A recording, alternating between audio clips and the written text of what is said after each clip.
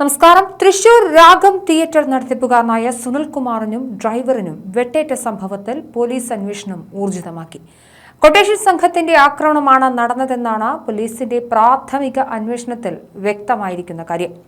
Theatre നടത്തിപ്പുമായി ബന്ധപ്പെട്ട സാമ്പത്തിക ഇടപാടുകളിലെ തർക്കങ്ങൾ ഒന്നിലേറെ ആൾക്കാരുമായി സുനിലിന് ഉണ്ടായിരുന്നു. ഈ തർക്കങ്ങളുമായി ബന്ധപ്പെട്ടാണ് കൊട്ടേഷൻ ആക്രമണം ഉണ്ടായതെന്നാണ് സുനിൽ സൂചിപ്പിക്കുന്നത്. ഇന്നലെ രാത്രി 10 മണിയോടെ മുളംകുന്നത്ത് കാവിലുള്ള വീട്ടിലേക്ക് സുനിൽ തന്റെ വാഹനത്തിൽ എത്തിയപ്പോഴാണ് ആക്രമണം ഉണ്ടായത്. ബിസിനസ്സുമായി ബന്ധപ്പെട്ട യോഗങ്ങൾക്ക് ശേഷമാണ് അദ്ദേഹം വീട്ടിലേക്ക് എത്തിയത്. പതിവ് പോലെ ഗേറ്റ് തുറന്ന് ഡ്രൈവർ അനീഷ് പോർച്ചിലേക്ക് വാഹനം കയറ്റി. ഈ സമയം എൻഡവർ കാറിന്റെ പിൻവശത്തായിരുന്നു സുനിൽകുമാർ ഇരുന്നത്. ഫോണിൽ നോക്കി ഇരിക്കുകയായിരുന്നു. പുറത്തിറങ്ങിയ ഡ്രൈവർ നിലവിളിക്കുന്നത് കേട്ടപ്പോഴാണ് ആക്രമണം ശ്രദ്ധയിൽപ്പെട്ടത്. തുറന്ന ഗേറ്റ് വഴി പിന്നിലൂടെയാണ് 3 അംഗ കൊട്ടേഷൻ സംഘം എത്തിയത്. ഡ്രൈവറെ കാലിൽ വെട്ടി ശേഷം കാറിലിരുന്ന സുനിലിന് നേരെ തിരിഞ്ഞു. ഇരുമ്പ് ചുറ്റിക തുണിയിൽ ചുറ്റി ഡോറിന്റെ വശത്തെ ചില്ല് തകർത്തു. ഇതോടെ സീറ്റ് പിന്നിലേക്കാക്കി സുനിൽ ചാഞ്ഞു കിടന്നു. പിന്നാലെ ഗ്യാസ് കുറ്റി കൊണ്ടുവന്ന് സ്പ്രേ ചെയ്തു. പെപ്പർ സ്പ്രേ ആണെന്ന് കരുതി കാലുകൊണ്ട് ചവിട്ടിത്തെറിപ്പിക്കാൻ ശ്രമിക്കവെയാണ് സുനിലിന് വെട്ടേൽക്കുന്നത്. ഇതോടെ ഇദ്ദേഹം ഉച്ചത്തിൽ നിലവിളിച്ചു.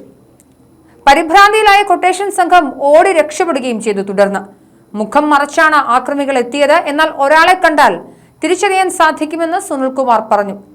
ആരുടെ കൊട്ടേഷനാണെന്നത് അടക്കമുള്ള അന്വേഷണത്തിലേക്ക് പോലീസ് കടന്നിട്ടുണ്ട്. CCTV ദൃശ്യങ്ങളടക്കം പരിശോധിച്ച് അന്വേഷണം ആരംഭിച്ചു. പരിക്കേറ്റ ഇരുവരെയും സ്വകാര്യ ആശുപത്രിയിലേക്ക് മാറ്റി. ഓടി രക്ഷപ്പെട്ട പ്രതികൾക്കായി പോലീസ് അന്വേഷണം ഊർജിതമാക്കിയിട്ടുണ്ട്. സുനിലിന്റെ വീടിന്റെ CCTV ദൃശ്യങ്ങളിൽ വീടിന് എതിർവശത്തുള്ള പാലത്തിന് സമീപത്ത് നിന്നും 3 പേർ ഓടി വരുന്നതും ആക്രമിക്കുന്നതും കാണാം. കുറെ കാലം അടഞ്ഞുകിടന്ന രാഗം തിയേറ്റർ വീണ്ടും തുറന്നു പ്രവർത്തനം തുടങ്ങിയത് 2020 മുതലാണ്.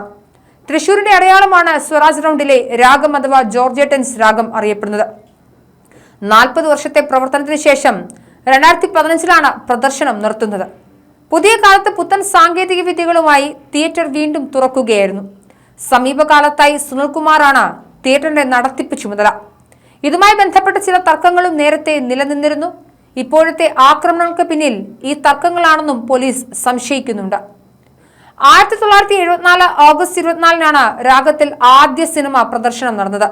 രാമു കാര്യാട്ടിന്റെ നെല്ല് 50 ദിവസം തുടർന്ന ആ സിനിമയുടെ പ്രദർശനത്തിന് പ്രേം നസീർ, ജയഭാരതി, അടൂർ ഭാസി, ശങ്കരാടി, രാമു കാര്യാട്ട് തുടങ്ങി നിരവധി പ്രമുഖർ തിയേറ്ററിലെത്തി.